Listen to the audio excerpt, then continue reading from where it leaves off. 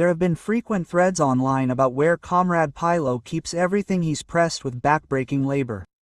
We're not talking about a two-room apartment in a St. Petersburg Khrushchev-era building. And don't even mention the Gaz-21 with a Zur trailer that he showed in his tax returns, or those hundreds of billions embodied in metal, stones, currency, and other cultural treasures like the FBRZH egg. The topic is quite relevant, because after the collapse of the Third Reich, a whole story emerged about searching for Nazi gold. The same thing happened after the collapse of the Soviet Union, when the party's gold disappeared somewhere. Moreover, both detective stories are abundantly decorated with incomprehensible deaths of those who had something to do with such membership fees. The fact that he was in trouble with money was clear even before he moved from Holy Leningrad to Moscow. Smugglers have never been particularly poor.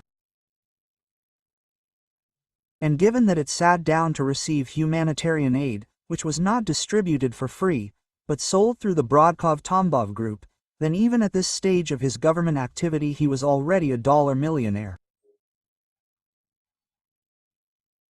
And due to the lack of Khrushchev-era buildings in Spain, he bought himself a villa with a vineyard and a workshop for the production of fruit and berry gold in autumn.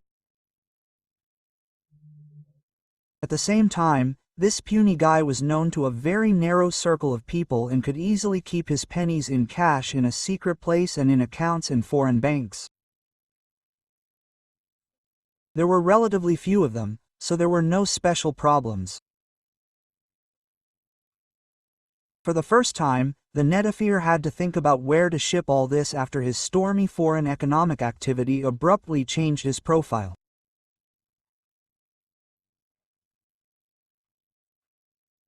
His German comrades from the Stasi, being citizens of the FRG, told Putin that it would be good to arrange cocaine deliveries, but not directly from Colombia or through the usual transit countries, but through Russia, from where no one expected such traffic. Of course, Putin was interested in this topic, because the profit from such a business was much stronger than from humanitarian aid. There you could safely draw 2 or 3 zeros to what he had from bush legs and dry milk. Moreover, the volumes of goods are much smaller, and the earnings soared to such heights that even Alyosha Gagarin did not fly. And then it is guaranteed that he exported everything he had pressed with backbreaking labor abroad. Moreover, they began to dig hard under him and his boss, Sobchak's dad. But later, the foreign stash helped Putin move to Moscow. Very quickly he moved up and, in the end, became the Tsar. In the first few years of his reign, he directed kickback schemes from oil and gas into his own pocket and instantly became a multi-billionaire with a tendency for his fortune to grow. It is no longer possible to keep such money in cash, because $1 billion in $100 bills weighs 10 tons. And there is no room for such things in any bank's safe deposit boxes.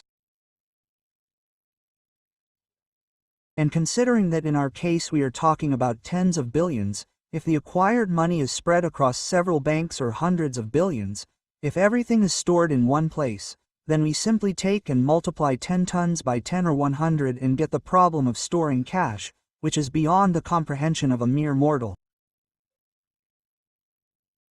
Obviously, the issue of accounts in reliable banks had to be resolved. And what was not in the accounts had to be converted into gold and diamonds. It is good that both are mined on the territory of Russia, and therefore everything can be done quietly and calmly. It was at this time that the first data appeared that the immeasurable treasures of the new Russian Tsar required other methods of storage. At this time, Putin held Europe as the most precious thing, because at the same time, French President Sarkozy, German Chancellor Merkel and Italian Prime Minister Berlusconi were in their top positions. All of them were close friends with whom Putin generously shared various goodies. It was then that the scandalous story about Putin's gigantic funds in the Vatican Bank arose.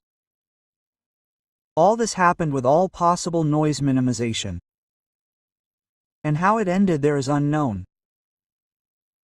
True, as always happens in such cases, the head of the bank went to a better world.